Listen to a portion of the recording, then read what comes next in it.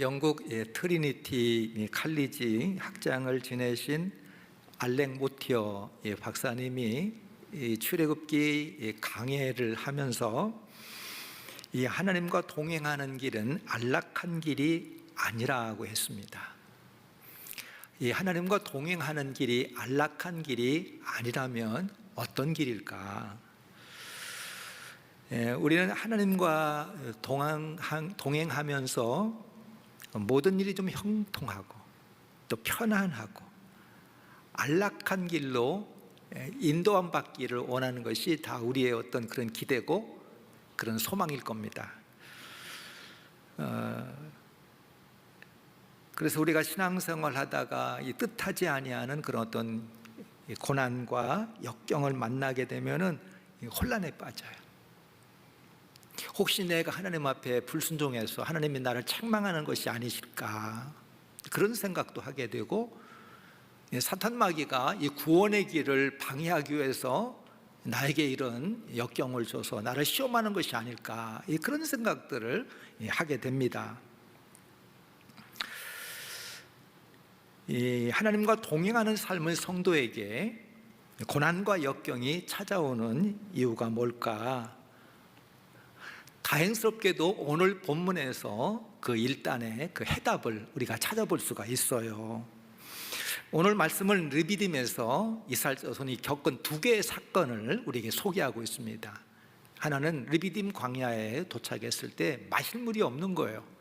다른 하나는 아말렉 족속이 쳐들어와서 이제 싸움을 하게 되는 거죠. 르비딤 지역은 넓은 광야여서 장막을 치기에 아주 용이한 지역입니다. 대신에 마실 물이 없고 광활한 지역이기 때문에 적의 공격을 쉽게 받을 수 있는 취약한 지역이 르비딤이었어요. 오늘 성경 오늘 본문 이렇게 시작됩니다. 이스라엘 자손의 온 회중이 여호와의 명령대로 신 광야에서 떠나 그 노정대로 행하여 르비딤 장막을 쳤으나 백성이 마실 물이 없는지라. 이스라엘 자손들은 하나님의 명령을 따라서 이곳에 도착을 한 겁니다. 자신들이 어떤 여정의 계획을 세우고 자신의 판단에 의해서 이것이 좋을 것 같아서 온 것이 아니라 하나님의 온전한 명령하심을 따라서 그 노정을 따라 왔다는 거예요. 근데 마실 물이 없는 겁니다.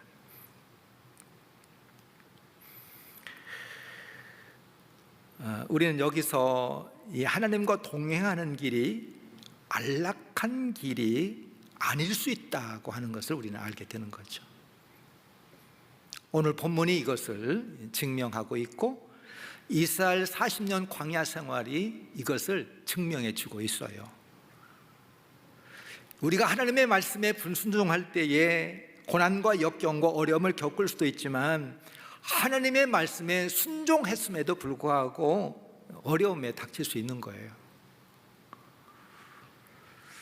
하나님의 인도함을 받아 걸어간 길이 안락한 길이 아닐 수 있고 하나님의 인도하심을 따라 도착한 곳이 안전한 곳이 아닐 수도 있다는 거예요.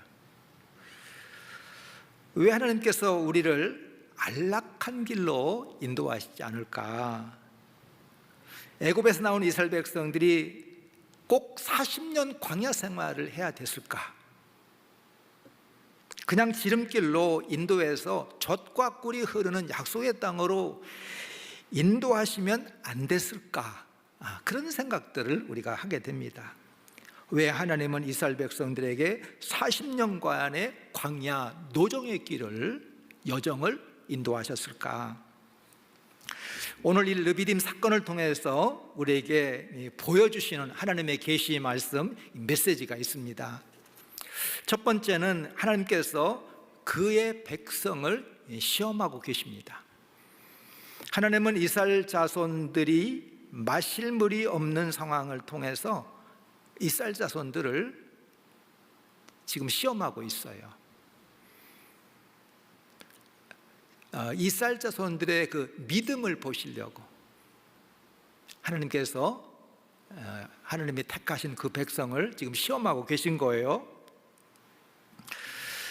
시험을 통해서 이스라엘 자손들의 그 믿음이 드러나고 있습니다. 시험 받는 것을 좋아할 사람이 어디 있겠어요? 특히 믿음의 시험을 받기를 원치 않을 겁니다. 그러나 시험 받지 못하는 신앙은 참된 신앙이 될 수 없어요. 참된 신앙은 시험의 관문을 통과해야 되는 거예요. 학생의 실력은 시험을 통해서 드러나듯이 우리 신앙도 시험을 통해서 알 수 있고 시험의 관문을 통해서 우리의 믿음도 자라게 되어 있어요. 이스라엘 자손들이 이 하나님의 시험을 통과할 수 있는 유일한 한 가지 방법이 있습니다. 그건 뭐냐면은 하나님께서 모든 필요에 우리가 필요한 것 따라 하나님께서 공급하여 주실 것을 믿고 기다리면서 인내하는 거예요. 근데 이스라엘 자손들 오늘 시험을 봤는데 막 주어진 환경에 불평하고 막 모세를 원망하는 거죠. 모세의 원망은 하나님이 받아들일 때는 그거는 너를 원망하는 것이 아니라 나를 원망하는 것이다. 항상 하나님은 그렇게 말씀하세요.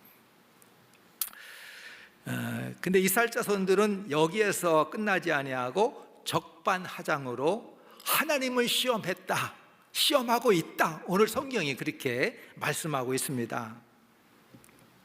하나님은 그 환경을 통해서 이스라엘 자손들을 시험하시려고 하는데 이스라엘 자손은 반대로 그 환경의 어려움을 들어서 하나님을 지금 시험하고 있어요.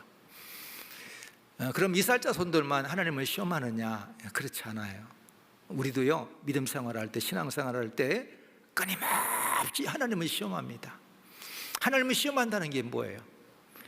여러분, 저도 그렇고 여러분도 그렇고 이스라엘 자손만 그런 것이 아니라 우리 모두는 끊임없이 하나님을 시험해. 사탄 마귀가 공생의 사역 시작하기 전에 예수님을 시험할 때도 하나님 시험하라고 그러잖아요. 한번 하나님 시험해봐라고. 예수님에게 하나님 한번 시험해봐라. 성전 꼭대기에서 한번 뛰어내보라고. 하나님이 너를 다치지 않도록 붙잡아 주시는지, 지켜주시는지, 보호해 주시는지 그 하나님 한번 시험해보라. 이스라엘 자손들이 하나님을 시험한다는 것은 확실한 증거가 나올 때까지 하나님을 신뢰하지 못하고 하나님 신뢰하는 것을 일단 유보하는 것이 하나님 시험하는 거예요. 하나님께서 이런 상황 가운데 어떻게 하시는지 확실한 증거가 나올 때까지 하나님을 신뢰하는 것들을 유보하고 지켜보는 거, 관찰하는 거, 증거가 나올 때까지 기다리는 거. 결과적으로 이스라엘 백성들은 하나님을 온전히 신뢰하지 않아요. 우리 요즘 함께 온 교우가 성경을 같이 함께 읽잖아요. 얼마나 같이 은혜로운지 몰라. 뭐든지 함께 한다는 것이. 가족도 같이 읽고 저녁 시간에 9시가 되면 저희 가족은 전에 그렇지 않았어요. 그래 9시가 되면 그 시간에 함께 자연스럽게 성경을 같이 읽고 우리 딸이 오면 그때 같이 성경을 읽고 이런 어떤 계기가 없으면 다 잘하지 않잖아요.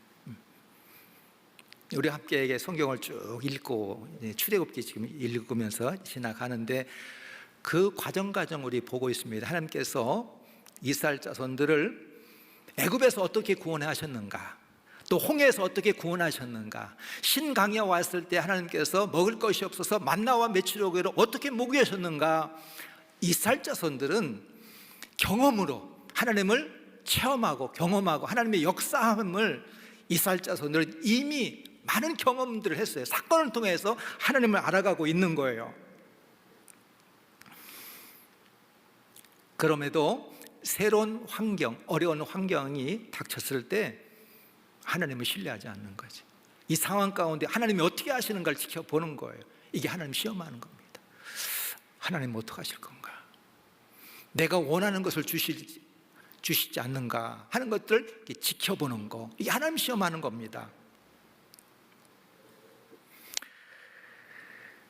이스라엘 자손들은 이 모세에게 왜 우리를 이곳에 인도하여서 이곳에서 이 목말라 죽게 하느냐.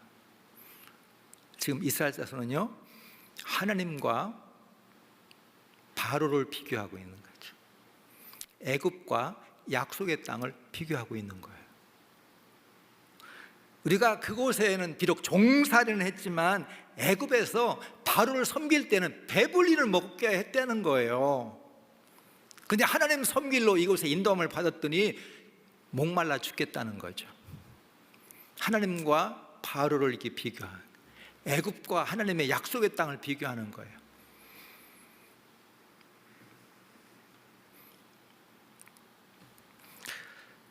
영적으로 하나님을 섬기는 것보다 육적으로 하나님 대신에 바로 섬기며 살던 그때가 더 좋았다. 그때를 동경하는 거죠. 제가 중학교 때 학교를 이렇게 가려고 아침에 막 급히 일어나서 학교를 막 가려고 집을 나서는데 우리 집에 기르던 이 개가 계집에서 턱 엎드려가지고 나를 턱 쳐다보는 거예요. 부모는 이 자식이 별 걱정이 없다고 생각하는데 자식도 걱정 많아요. 어린애도 걱정이 많아요. 나는 이 중학교 다닐 때 염려 걱정이 많았어요. 사는 게 힘들었어요. 그래가지고 나서는데 계집에 있는 개가 턱하니 그냥 딱 쳐다보는데 순간 그 개가 부럽더라니까. 개 팔자가 내 팔자보다 나아 보이더라니까. 그 순간. 근데 왜 개 팔자는 왜 개 팔자라고 하는지 알아요? 학교 갔다 오니까 개 장사가 우리 집 개를 사갔더라고. 하나님께서 이스라엘 백성들을 시험하셨던 것처럼 우리를 믿음 안에서 시험하셔요. 르비딤 광야로 하나님께서 우리를 막 밀어넣으세요. 하나님을 신뢰하고 인내하지 않으면 안 되는 상황으로 우리를 이렇게 몰아가십니다. 우리는 이런 어려운 상황에서 믿음으로 행할 때만이 우리의 신앙이 성장하고 성숙하는 겁니다. 우리의 믿음은 절대 저절로 믿음이 성숙해지지 않아요. 우리는 착각합니다. 우리 시간 지나면 우리 믿음 잘한다고 생각하는데 절대 그렇지 않아요. 어려운 상황 가운데 시험을 받아야 됩니다. 어려운 상황 가운데서도 하나님을 신뢰하고 믿음으로 말씀을 따라 행할 때 우리의 믿음이 성장하는 겁니다. 이런 믿음으로 이제 굳건히 설 수 있을 때 그때 가서 알게 되고 깨닫게 되는 것이 있어요. 모든 일이 하나님의 통치 속에 있고 하나님의 장중에 있음을 알고 하나님께서 모든 것들을 합력하여 선을 이루며 목적 가운데 우리를 인도하고 계시다고 하는 것들 비로소 알고 깨닫게 하고 정리되는 그런 순간들이 우리에게 다가오는 거죠. 하나님과 동행하는 우리의 삶의 여정, 비록 안락한 길은 하지만 하나님은 우리를 연단을 통해서 시험을 통해서 우리의 믿음이 성장하기를 원하시고 그런 여정으로 우리를 인도하시는 것입니다. 두 번째, 하나님의 역사를 다시 경험하게 하세요. 하나님께서는 이스라엘 자손들에게 하나님의 그 놀라운 역사하심, 개입하심을 다시 한번 알게 하고 배우게 하고 깨닫게 하고 경험하게 하신다는 거죠. 오늘 성경에 보니까 백성들이 모세에게 막 원망하면서 막 집단적으로 달려들려고 합니다. 그때 이 모세가 하나님 앞에 나가 부르짖죠. 이 모세는 상황에 따라 자꾸 그 믿음이 흔들리는 이스라엘 백성들을 향해서 모세는 실망감을 감추지 못합니다. 그런데 오늘 본문에서는 하나님이 그런 백성에 대해서 특별히 책망하고 그런 것이 없어요. 하나님은 별 말씀이 없으십니다. 또 하나님께서 이 모세에게 말씀하실 때에 이 백성들의 그 불평을 어떻게 다룰 것인가, 다루는 방법에 대해서 말씀하시지 않고 어떻게 할 때 이 백성들이 마실 수 있는 물을 얻을 수 있는지, 물을 찾을 수 있는지를 가르쳐 주세요. 5절 보면 하나님께서 모세에게 장로들을 데리고 백성 앞을 지나 나일강 치던 지팡이를 손에 잡고 가라, 이렇게 말씀하십니다. 모세는 장로들을 증인 삼아 자신의 지팡이를 가지고 호렙산 반석을 치라는 명령에 따라 가게 되죠. 근데 여기서 하나님께서 모세에게 지팡이를 가져가라고 하는 그 이유가 있습니다. 이 지팡이에 능력이 있어서 지팡이 의지하고 지팡이 가져가라고 하는 그런 뜻이 아니에요. 여러분 6절 보시기 바랍니다. 나는 호렙산에 있는 그 반석이 거기에서 내 앞에 서리니 너는 그 반석을 치라. 그것에서 물이 나오리니 백성을 마시게 하라. 하나님께서 친히 모세 앞서 하나님께서 말씀하신 그 호렙산 반석 위에 서실 것을 말씀하시는 거예요. 근데 이 모세의 지팡이에게 능력이 있는 것이 아니죠. 하나님께서 먼저 가셔서 그 반석 위에 서시겠다고 하는 것은 너에게 맡기고 내 능력으로, 지팡이의 능력으로 일을 해결하는 것이 아니라 하나님이 친히 직접 역사하시겠다는 거예요. 함께 하시겠다는 거예요. 하나님은 이스라엘 자손들에게 하나님의 역사하심을 다시 한번 경험하게 하셔서 새로운 환경, 어려운 환경 속에서도 하나님을 신뢰하는 믿음의 백성이 되기를 하나님께서 원하셨던 거예요.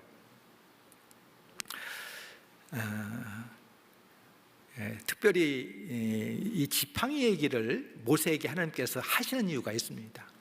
이 지팡이를 통해서 기억하게 하는 거예요. 나일강을 이 지팡이로 모세가 하나님의 명령에 따라 쳤을 때에 나일강이 마실 수 없는 물로 바뀌어진 것처럼 이번에도 하나님의 역사하실 때 반석을 침으로 마실 수 있는 물이 생겨나게 하시겠다고 하는 거예요. 이 지팡이를 통해서 하나님이 그동안 이스라엘 자손들에게 어떻게 행하셨는가 하는 것들을 다시 한번 상기시키는 그런 역할들을 하고 있어요. 우리도 르비딤의 그런 광야에 던져질 수 있습니다. 근데 그곳에는 내 힘으로는, 내 혼자서는 그 르비딤의 시련을 감당할 수 없습니다. 하나님께서 친히 그곳에 하늘 보좌를 떠나 그곳에 친히 내려오셔서 함께 하실 때, 문제 현장에 함께 하실 때만이 그 반석에서 마실 물을 얻게 되는 거예요. 하나님은 우리에게 하나님의 역사하심을 경험하게 하시는 거죠. 다시 한번 경험하고 알게 함으로 우리의 믿음을 더 굳건히 해서 어떤 상황 가운데도 흔들리지 않은 믿음의 성도가 되기를 원하시는 거예요. 마지막 세 번째, 하나님은 그 백성들에게 하나님의 말씀, 그 하나님의 뜻하심을 잊지 않고 기억하기를 원하십니다.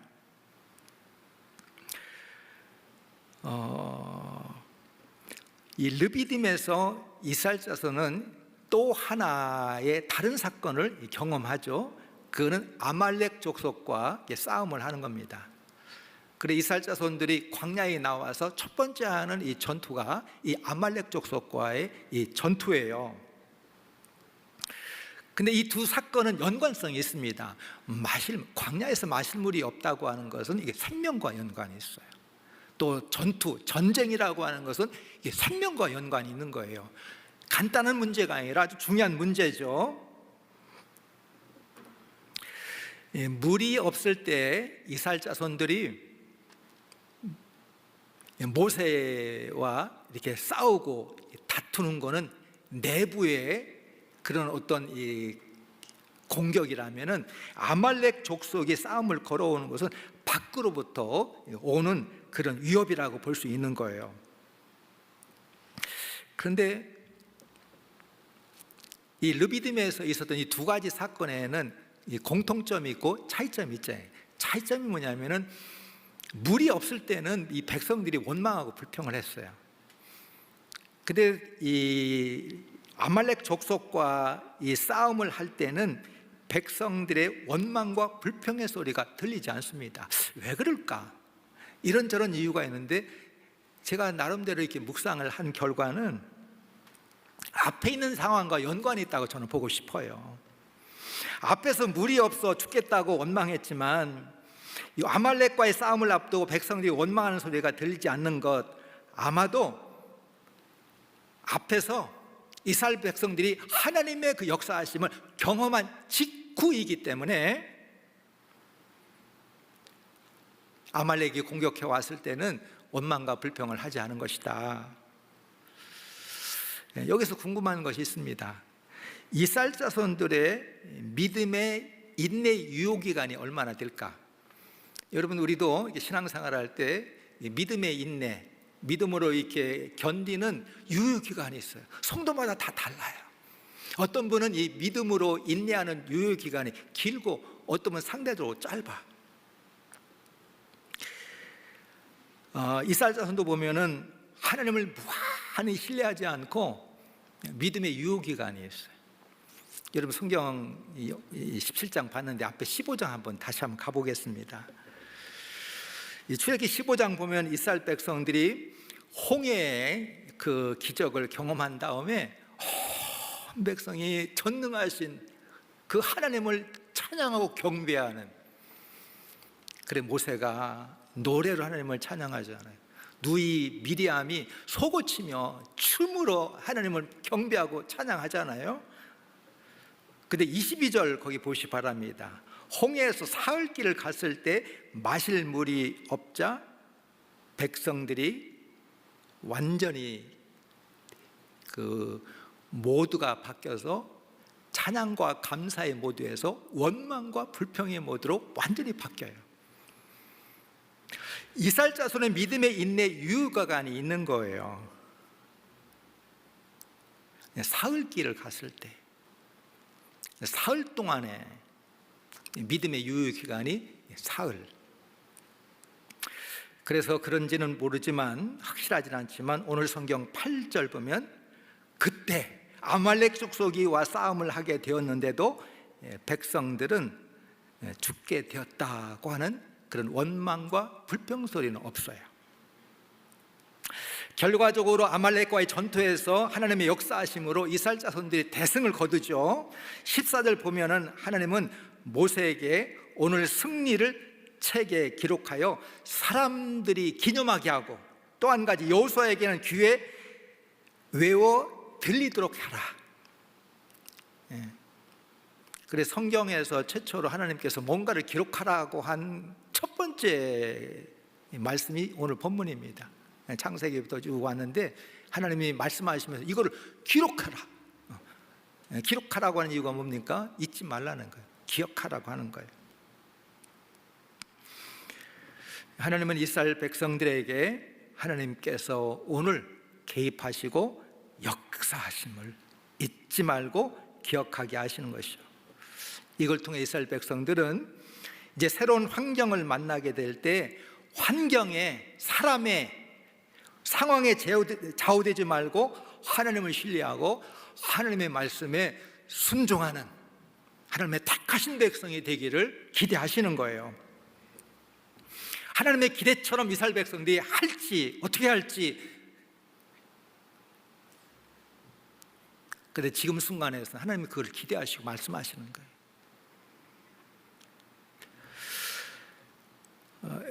하나님은 이스라엘 자손을 하나님을 섬기도록 그들을 택하셔서 하나님과 동행하는 그런 여정, 하나님과 동행하는 여정 가운데 이스라엘 백성들은 하나님을 섬기도록 하나님이 그 백성을 택하시고 하나님이 그들과 지금 동행하고 계세요.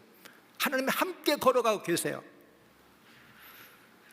그 과정에서 환경이 어려울 때마다 하나님 앞에 원망과 불평을 쏟아내는 거죠. 하나님과 바로를 비교하고 애굽과 약속의 땅을 비교하고 이 광야의 불편함보다도 이 애굽의 고깃가마를 부러워하고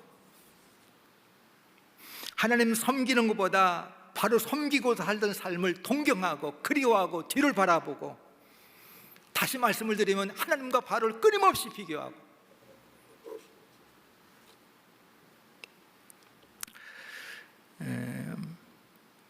우리가 이 성경을 묵상하고 성경을 공부하고 이유가 다 있습니다. 이 기록 가운데는, 이 사건 가운데는 하나님의 역사하심의 그런 기록들이기 때문에 우리가 묵상하고 우리가 이 말씀을 따라 살아가려고 하는 거잖아요. 오늘 우리도 영적인 것보다는 육적인 갈망이 더 강해요. 영적으로 부족한 것들은 그냥 참고 견디고 넘기는데, 육적으로 부족한 것은 막 견디지 못하는 거, 이스라엘 자손들이 따로 있는 게 아니에요.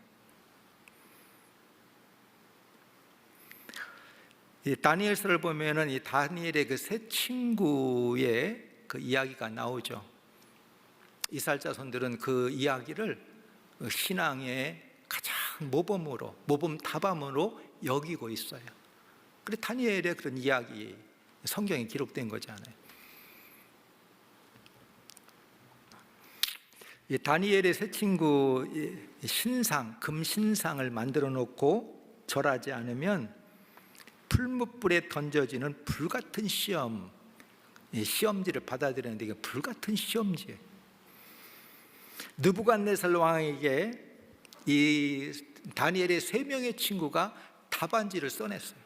뭐라고 답안지를 써냈냐면은, 자신들을 지키신 하나님께서 풀무불 속에서 자기들을 능히 건져주실 것을 믿지만 그렇지 아니하실지라도 신상에게 절하지 아니하겠노라.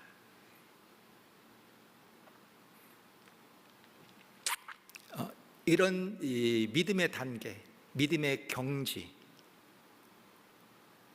이런 믿음의 답안지를 우리가 갖고 내가 그런 답안지를 쓸 수가 있고, 그런 환경 속에서 이런 답으로 고백할 수 있을 때, 우리가 이런 단계까지 나아갈 수 있을 때 우리는 신앙의 여정, 신앙의 노정, 하나님과 동행하면서 그런 과정을 통해서 우리 신앙이 성장하고 성숙해야 되는 것입니다.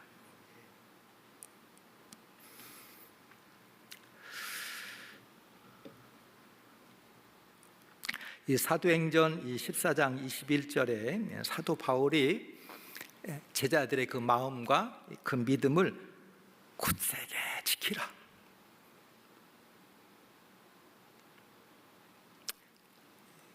마음이 흔들리지 않아요. 믿음이 흔들리지 않아요. 그러니까 이 사도 바울이 그 제자들의 그 마음과 믿음을 굳세게 지키라, 그렇게 격려하면서 하는 말씀이 있어요. 뭐라고 하냐면은, 우리가 하나님 나라에 들어가려면 많은 환난을 겪어야 할 것이라.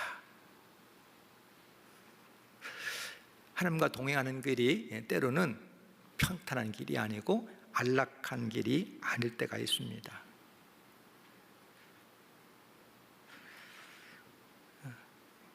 우리는 안락한 길, 안전한 길, 안일한 길을 자꾸 찾지만, 하나님이 동행하시지 않아도 그냥 내가 걸어가는 길이 안전하고 안락한 길이 되기를 더 원할 수도 있어요.